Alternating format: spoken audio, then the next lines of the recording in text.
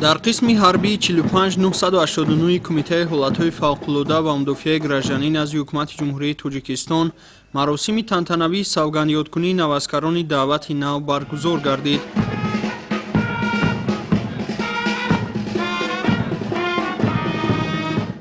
ин чорабинии муҳими ҳарбӣ дар фазои идона ва рӯҳияи баланд баргузор шуда яке аз марҳилаҳои асосии оғози хизмати ҳарбии ҷавонписарон маҳсуб меёбад. ҷамъомади расмии савгандёдкунӣ дар асоси муқаррароти оинномаи сафороии қувваҳои мусаллаҳи мамлакат бо даровардани байрақи ҷангӣ ба майдон зери садои марши тантанавӣ оғоз ёфт. пас аз гузориши расмии командири қисми ҳарбӣ ба роҳбарият, суруди миллии ҷумҳурии Тоҷикистон садо дод ки эҳсоси ифтихор аз давлату миллатро дар қалби ҳозирин дубора бедор сохт. дар маросими мазкур намояндаи кумитаи ҳолатҳои фавқулода ва мудофиаи гражданӣ назди ҳукумати ҷумҳурии Тоҷикистон, роҳбарияти реёсат ва зерсохторҳои кумита дар вилояти Хатлон, намояндагони мақомоти иҷроияи ҳокимияти давлатии ноҳияи Вахш, афсарону сарбозон, инчунин падару модар ва наздикони навазкарон иштирок намуданд. ман навдаватшуда Икромов Сомонҷон аз ноҳияи Лахш дар қисми ҳарбии 459 кумитаи ҳолатҳои фавқулода хизмат карда истодам. дар қисми ҳарбии мо ҳамаи шароитҳо муҳайё буда ва розигии худро ба пешвои миллат муҳтарам Эмомалӣ Раҳмон мерасонам. ман ваъда медиҳам ки бо як сари баланд ва софдилона хизмати ҳарбиро адо намуда ба назди волидайни худ баргардам. ба сафи қувваҳои мусаллаҳи ҷумҳурии Тоҷикистон дохил шуда барои садоқат ба халқи худ. навазкарон бо эҳтиром ва эҳсоси масъулияти баланд дар ҳузури волидон, рафиқон ва сарварони низомӣ савганди садоқат ба ватан, миллат ва Конститутсияи ҷумҳурии Тоҷикистон ёд карданд ки ҳамакнун сарбози ин ватананд ва ҳимояи марзу бум, ҳифзи тамомияти арзӣ дастовардҳои истиқлол ба дӯши онҳост.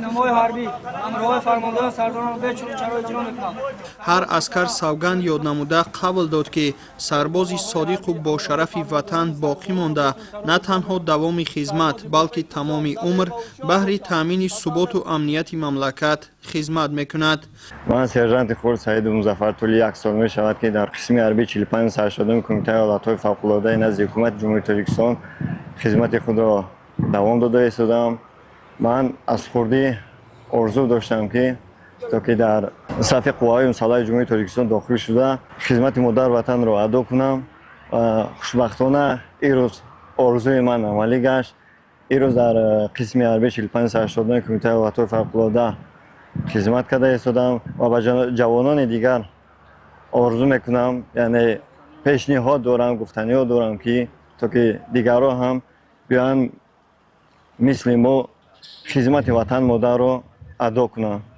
масъулини кумитаи ҳолатҳои фавқулода ва мудофиаи гражданӣ назди ҳукумати ҷумҳурии Тоҷикистон зимни суханронии худ аҳамияти хизмат дар сафи қувваҳои мусаллаҳ ва бахусус дар сохторҳои кумита дар самти таъмини амният, ҳимояи шаҳрвандон дар ҳолатҳои фавқулода ва нигоҳдории тартиботи гражданиро таъкид намуданд.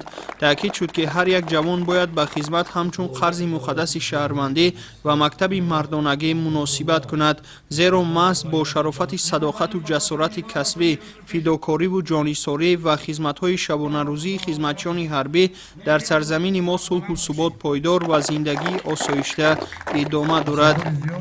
ман сержанти Хурд Раҳмонов Раҷабалӣ мебошад. тӯли 8 моҳ мешавад ки дар қисми ҳарбии 45980 кумитаи ҳолатҳои фавқулода хизмати модар ватанро адо намуда истодам ва аз ин рӯ ман ваъда медиҳам ки хизмати ҳарбиро бо як сари баланд адо намуда ба назди падару модар бо як сари баланд баргардам ва ба аз ҷавонон хоҳиш менамоям ки хизмати ватан модарро сари вақт адо намоянд. ман ба хоҳиши худам ба хизмати ҳарбӣ ворид шудам ва хизмати модар ватанро бо як сари баланд адо намуда ба назди падару модар бармегардам.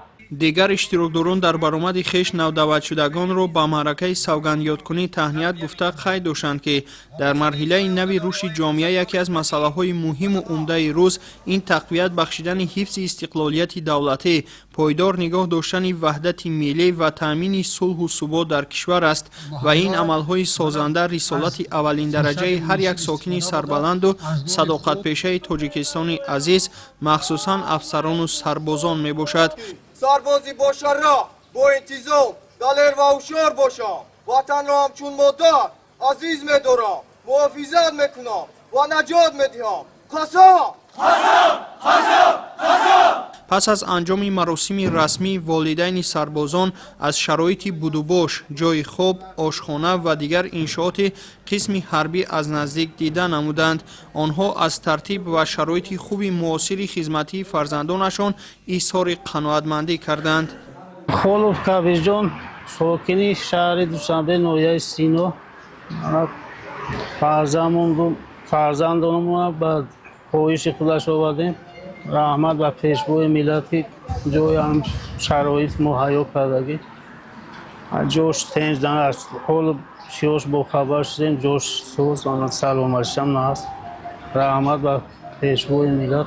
برای بالیدروهی حاضرین برنامه فرهنگی تشکیل کرده شد که زیر آهنگ و سرودهای وطندوستانه سربازان با والدین خود رقص و شادمانی نمودند.